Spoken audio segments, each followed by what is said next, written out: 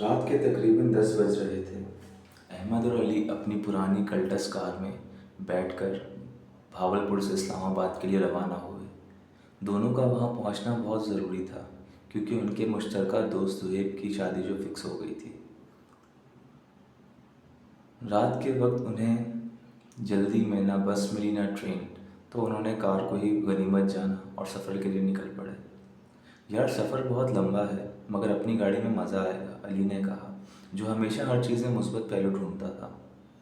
बस दुआ करो गाड़ी धोखा ना दे वरना किसी वीराने में फंस जाएंगे, अहमद ने हंसते हुए जवाब दिया। सफ़र के इब्तदाई घंटे बड़े आराम से गुजरे। वो दोनों गानों का लुत्फ़ उठाते हुए मुख्तलिफ मौज़ूआत पर बहस कर रहे थे। मगर जैसे ही रात गहरी होती गई, फ़िज़ा में एक अजीब सी खामोशी छा गई। रात के तकरीबन 2 बजे जब अली गाड़ी चला रहा था, अहमद ने फ़ोन निकाला और मैप चेक किया। यार, मोटरवे से आगे एक रास्ता है जो तकरीबन 20 किलोमीटर बचा सकता है, क्या ख्याल है? अली ने नक्शे पर नज़र डाली। रास्ता तो वाकई मुख्तसर है मगर काफ़ी सुनसान मालूम होता है। कोई ख़तरा तो नहीं होगा? अली ने हिचकिचाते हुए पूछा। बस जल्दी पहुंचने के लिए शॉर्टकट तो लेना ही पड़ेगा, अहमद ने कहा और अली ने गाड़ी दाईं तरफ मोड़ ली। रास्ता तंग और वीरान होता गया। चारों तरफ आबादी ख़त्म होती गई और घना जंगल शुरू होता गया। दूर दूर तक किसी आबादी का निशान बाकी ना रहा। 15 से 20 मिनट गाड़ी चलने के बाद गाड़ी का इंडिकेशन हीटअप बता रहा था कि गाड़ी गर्म हो गई है। गाड़ी वैसे तो बड़ी अच्छी कंडीशन में थी बट कभी इतना लंबा रूट हमने इस पे किया नहीं था। बस एडवेंचर का शौक़ हमें यहाँ तक ले आया था। तो खैर, हमने सोचा कि गाड़ी को थोड़ी देर रोक कर कुछ देर ठंडा होने दिया जाए। लेकिन ये जगह रुकने के लिए मुनासिब ना थी क्योंकि दूर दूर तक सन्नाटा था और बहुत वहशतनाक माहौल था। हम दोनों परेशान हो गए, क्या करें? क्या आगे जाएं? कहीं ये ना हो कि गाड़ी मज़ीद ख़राब हो जाए और हम चलने से बिल्कुल ही कासिर हो जाएं। तो खैर, हमने मजबूरी में डिसीजन लिया कि कुछ देर के लिए गाड़ी इसी वीराने में रोक देते हैं, कौन सा कोई आ रहा है यहाँ पे। रुक जाते हैं, 10-15 मिनट गाड़ी को ठंडा होने देते हैं और फिर आगे की तरफ सफ़र करेंगे। तो खैर, हमने उसी सन्नाटे में गाड़ी को रोका और हम गाड़ी से बाहर उतर के खड़े हो गए। आसपास गहरा सन्नाटा था और अंधेरा छाया हुआ था। एक वीरानी सी कैफियत थी हर तरफ और बहुत घबराहट सी महसूस होने लगी।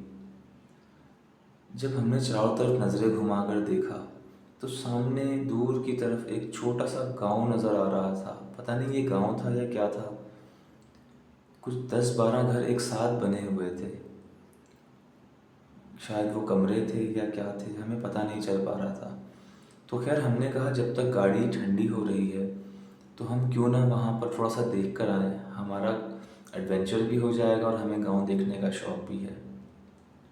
अच्छा, यहाँ एक बात आपको बताऊँ कि मैप में इस जगह की लोकेशन शो नहीं हो रही थी। मतलब इस जगह का क्या नाम है, अननोन लोकेशन थी और कुछ घर बने हुए नज़र आ रहे थे और सिग्नल्स भी बहुत वीक हो रहे थे।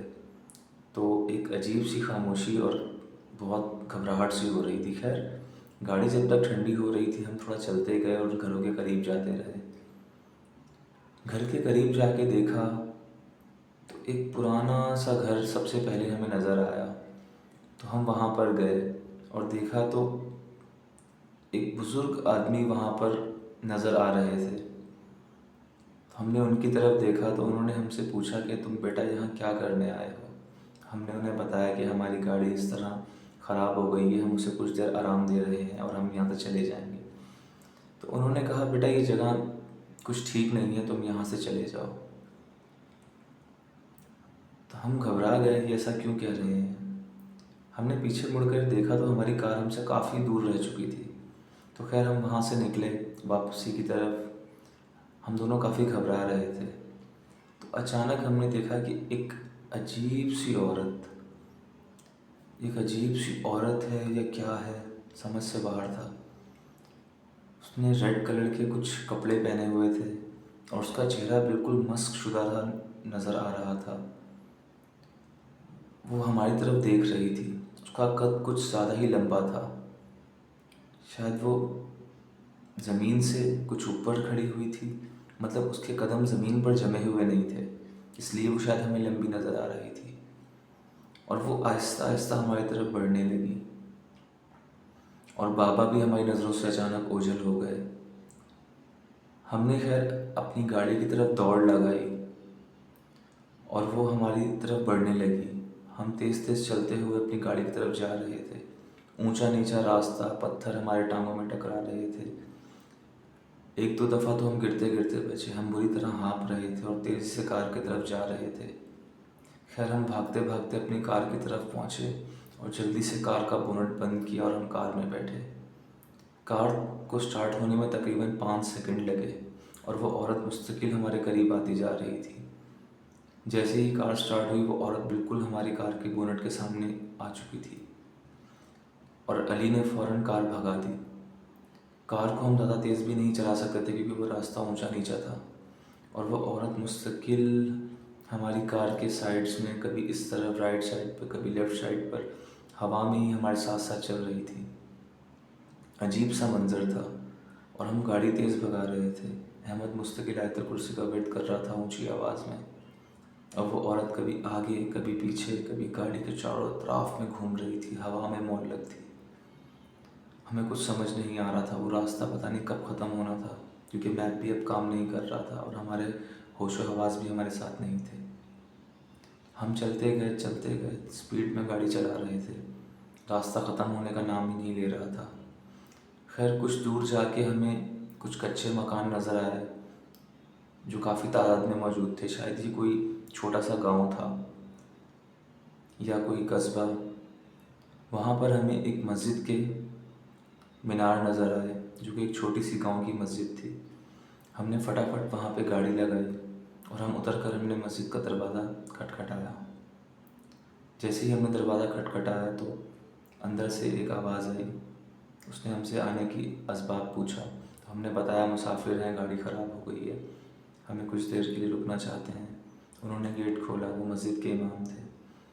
जैसे ही हम अंदर गए तो उन्होंने हमारी हालत देखकर पूछा कि तुम इतने घबराए हुए क्यों, कौन हो, कहाँ से आए हो। उन्हें हमने अपना सारा वाक़या बताया कि हम भावलपुर से इस्लामाबाद जा रहे थे और रास्ते में एक शॉर्टकट लिया और इस तरह से जो भी हमारे साथ बीती कि वो औरत नुमा चुड़ैल जो भी वो थी हमारे पीछे आ रही थी, हमने उन्हें बताया। तो इमाम साहब ने हमारे एक जगह बैठने का इशारा किया। हम उनके सामने बैठ गए। उन्होंने हम पर दम किया, तावीज़ दिए जिन्हें हमने अपने गले में बांध दिया।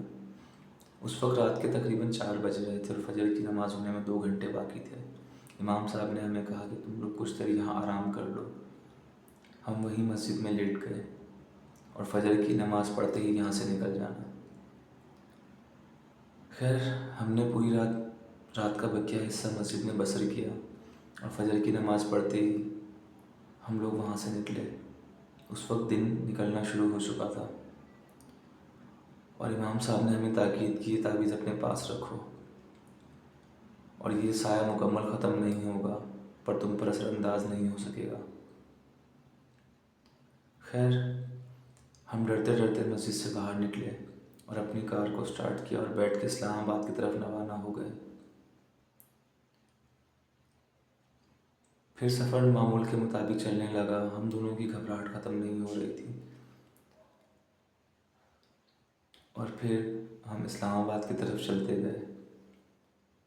बिला आखिर वो रात गुजर गई और हम अपनी मंजिल पर पहुँचे, लेकिन हमारी हालत बहुत वहशतनाक थी। ये एक ऐसा वाक़या था जो हम ज़िंदगी भर नहीं भूल सकते और दोबारा कभी भी हम इस तरह का सफ़र, ख़ास तौर पे लंबा सफ़र रात के वक्त में कभी नहीं करेंगे। उम्मीद है आपको कहानी अच्छी लगी होगी। इसी तरह की कहानियाँ सुनने के लिए चैनल को सब्सक्राइब करें। मिलते हैं नेक्स्ट वीडियो में। अल्लाह हाफ़िज़।